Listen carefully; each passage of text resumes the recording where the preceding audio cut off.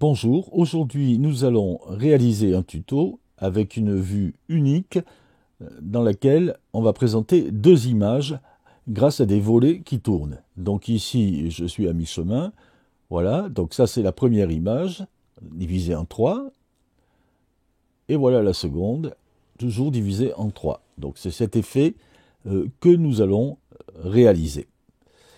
Je commence par supprimer cette vue pour commencer vraiment à zéro. J'importe une photo. Donc ma vue, elle dure 10 secondes parce qu'il y a deux photos. Et pour la transition, je choisis la transition volet simple avec une durée de 2 secondes, un estompage du bord et puis le balayage de gauche à droite. Voilà. Donc maintenant, ma vue est prête.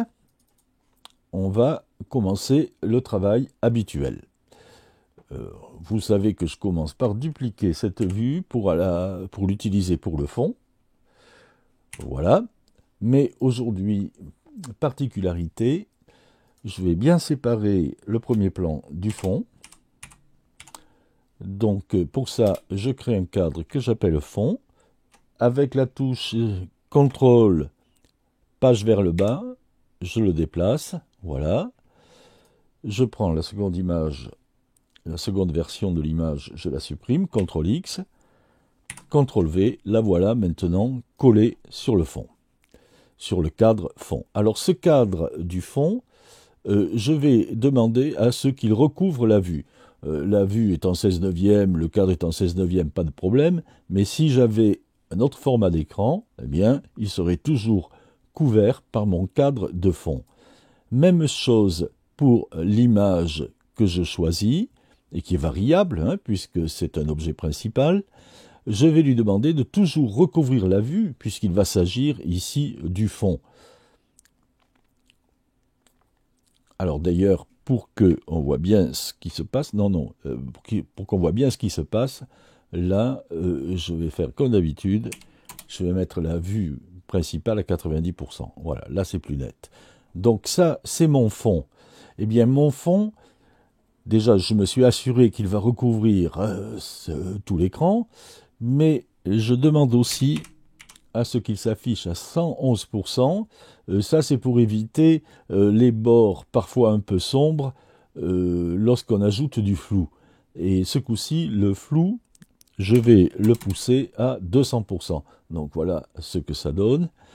J'ajoute, comme d'habitude, mon filtre teinte saturation. Alors la teinte, -7, tabulation, saturation 77, tabulation, luminosité 7. Donc voilà, mon fond est réalisé. Ça va mieux. J'ouvre maintenant une petite parenthèse pour vous montrer le principe de l'assemblage de deux photos qu'on va faire pivoter l'une sur l'autre. Là, quand je retourne, là je vois l'une, puis là je vois l'autre. Alors chaque fois, ce qui m'intéresse, c'est uniquement le recto de la photo. Et il y en a une qui doit être tournée à 180 degrés avant de la glisser sous l'autre. Et à ce moment-là, ça marche. Eh bien, sous PTE, ça va être la même chose. Il va falloir que je prenne deux photos, deux images recto, que je retourne l'une à 180 degrés. Et ensuite, quand je fais tourner les deux, j'ai toujours une photo qui apparaît. Alors venons maintenant sur notre photo principale. Ici, je regarde que j'ai affiché le recto, affiché le verso. Si je clique sur afficher le recto, ça disparaît. Si je clique sur afficher le verso n'est plus affiché, mais bien sûr, ça ne change rien. Et maintenant, si je fais pivoter ma photo, eh ben voilà, on voit qu'il n'y a plus rien au verso.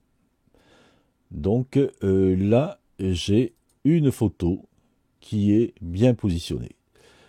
Alors maintenant, pour faciliter l'exercice et aussi pour des raisons de lisibilité, je vais créer un second calque que j'appelle volet. et c'est le volet qui va tourner. Donc je rattache ma photo à ce volet. Donc je la saisis, CTRL X, je clique sur volet, CTRL V, je colle ma photo. Et c'est maintenant le volet que je ferai tourner. Donc ça, c'est la première photo. Il m'en faut une seconde. Donc je prends celle-là, CTRL-C, CTRL-V, je la colle une seconde fois. Je dis que c'est l'objet principal numéro 2. Alors ici, regardez, je clique sur cette zone, je positionne ma souris ici, et avec la roulette, je choisis le numéro 2. Pour l'image elle-même, j'ai choisi une image qui va s'appeler Salar 2. Donc je me contente ici de taper cette modification. J'utilise souvent ça, des numéros d'ordre pour mes photos. Ça me permet de changer de photo plus facilement. Et vous voyez, la photo est apparue. C'est bien celle qu'on a choisie. Alors cette photo, on l'a vu dans la petite démonstration avec les photos papier. Eh bien, il nous faut la retourner de 180 degrés pour qu'elle n'apparaisse pas au début, mais elle n'apparaîtra que quand on fera tourner le volet. Donc ici, maintenant, je fais tourner le volet et je vois ma seconde photo qui apparaît. Bon, on peut dire que l'exercice est quasiment terminé. Ici, on a vu la difficulté du jour. Pas grand-chose, n'est-ce pas ? Bien, alors on va positionner ça maintenant correctement. On a une transition de 2 secondes, donc la photo commence à apparaître, on peut dire en gros au bout d'une seconde, et elle va disparaître au bout de 4 secondes. Donc elle ne sera vraiment apparue que 3 secondes. Là, je vais positionner ça plus précisément, voilà. Ça ne sert à rien, mais ça me fait plaisir.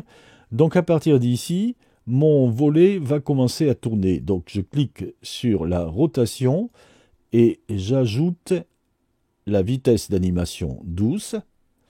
Je viens à 6 secondes. Voilà, point de contrôle. Pour être précis. Et là, la rotation, eh bien, je tape 180 degrés, et voilà. Et ici, vous voyez, mon mouvement est exécuté. Bon, alors Salar 2, comme c'est la deuxième photo, bref, moi j'aime bien la mettre à la seconde place. Hein. C'est presque terminé. On a fait le mouvement. Ah oui, il nous manque encore le petit zoom, et puis on va changer le fond. Quand on change de photo, eh bien, on va prendre le fond de la seconde photo. Alors pour ça, il faut prévoir qu'en même temps que le volet tourne, ici, un fond va disparaître et être remplacé par celui de la photo suivante. Donc ici, je viens me positionner à 4 secondes. Je clique sur Salar 1, c'est bien ici, et je pose un point de contrôle. C'est pour l'opacité. J'ajoute le modificateur, vitesse d'animation douce. Vous voyez ça, je le fais systématiquement. Je viens me positionner ici à la fin de la transition, et là, à la fin de la transition, le premier fond, le fond de l'image 1, doit avoir disparu. Donc je clique là dans cette zone.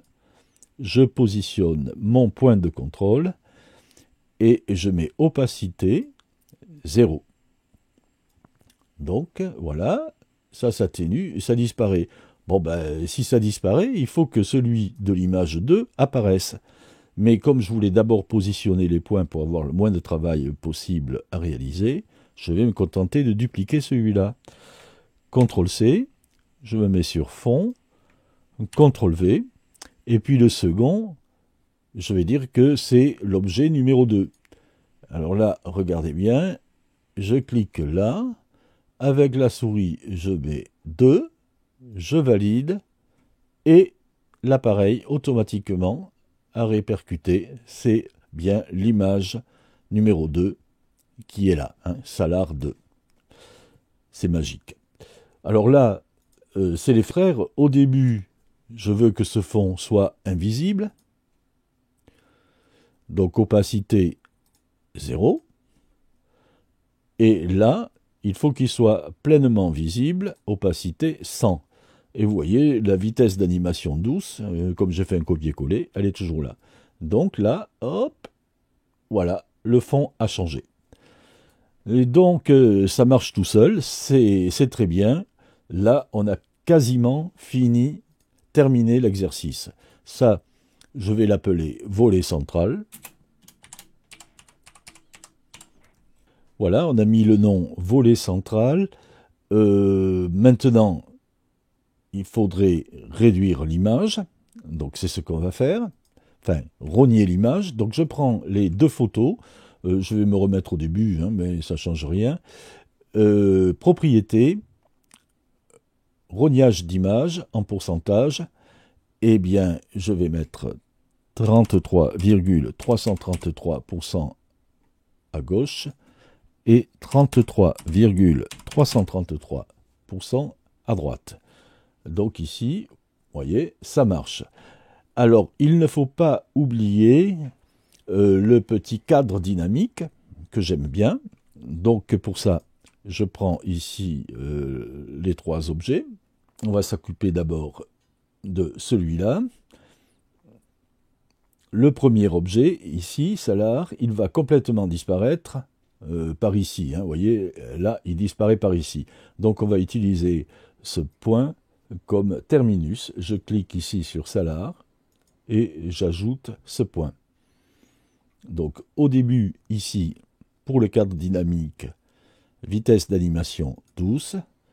Et sur ce point, cadre dynamique 102. Je peux faire ça avec flèche vers le haut du clavier.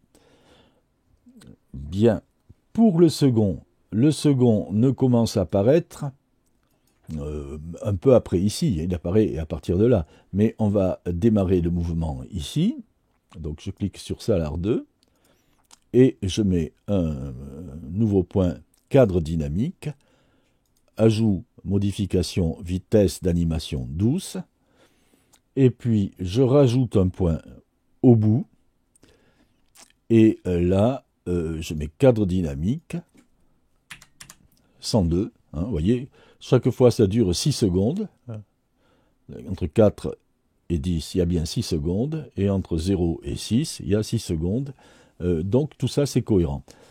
Donc vous voyez, là, le zoom, on le voit un peu, et là, on le voit un peu. Donc, c'est très bien. Mon volet central est terminé, je n'ai plus qu'à le dupliquer.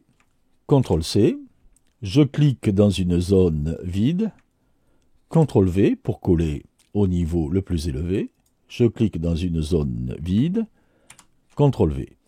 Alors, celui-là, ça va être le volet de gauche, et celui-là, ça va être le volet de droite. Donc, vous voyez, c'est pratique de mettre des cadres. Ça permet de bien structurer son travail. Si on reprend ça dans 6 mois, on voit facilement où l'on est. Le volet de droite, je le mets à droite. Le volet de gauche, je le mets à gauche. Et puis à l'intérieur du volet de gauche, il faut que je rogne l'image proprement. Donc je sélectionne les deux objets et je n'ai pas besoin de sélectionner les points de contrôle puisque c'est une propriété intrinsèque de l'objet qui ne dépend pas des points de contrôle. Donc à gauche, je ne rogne rien, donc je fais un double clic, voilà, ça remet à 0. Et à droite, 66,666. Voilà. Maintenant, même chose pour le volet de droite. À droite, je ne mets rien, double clic. À gauche, je rogne de 66,666. Et ce coup-ci, j'ai mon image qui est correcte. Vous voyez le zoom, je tourne, et voilà encore le zoom. Alors, maintenant, tout est prêt, tout marche. On a quasiment terminé. Seule chose, il faut penser à pousser le mouvement de zoom au-delà pour la transition. Parce que s'il y a non pas 2 photos, mais 4 photos, ben, il y aura 2 fois cette vue. Donc CTRL-C, CTRL-V. Donc on fait ce qu'on avait déjà vu dès le premier tuto. Donc là, je sélectionne tout. Et je vois que j'ai ici, chaque fois, quelque chose qui s'arrête. C'est la seconde image. Le mouvement de zoom s'arrête avant la transition à l'image suivante. Donc pour éviter ça, voilà, j'attrape les 3 points de contrôle et je les pousse jusqu'à la fin de la transition. Fermé. Ah oui, alors oui, je suis allé trop vite. Là, je les ai poussés jusque-là. Ils sont toujours tous les 3 sélectionnés. Il faut que je continue à incrémenter un peu le zoom. Donc je mets 103. Voilà, ça devrait aller. Et je referme. Je peux supprimer cette image. Voilà, alors il y a un petit élément de finition encore à rajouter pour la présentation. Voilà. Je vais rajouter un cadre que j'appelle premier plan.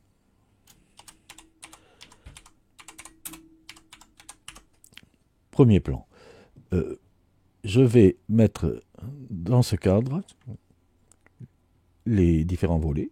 CTRL X. Voilà, je les colle. CTRL V. OK. Donc maintenant, j'ai un plan très clair. J'ai différencié le premier plan du fond. Et ça m'aide. C'est beaucoup plus clair. Et aussi, on va voir tout de suite que ça a un autre intérêt. Je ferme. Et je vais pouvoir créer mon style. Outil créer. Donc, je l'ai appelé triptyque 2 images. Première photo, format paysage éclaté en 3. Puis les volets tournent pour la deuxième.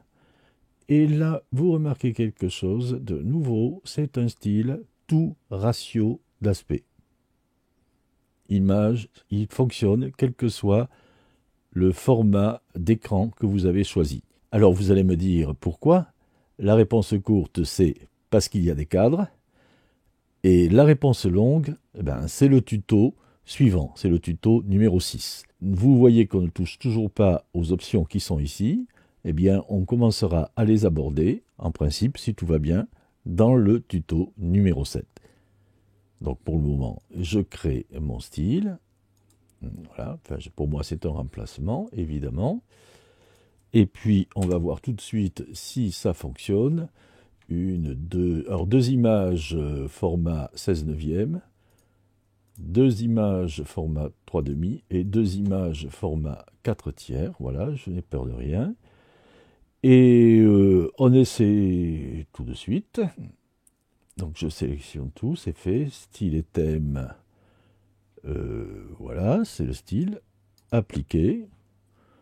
Et ça marche tout à fait convenablement.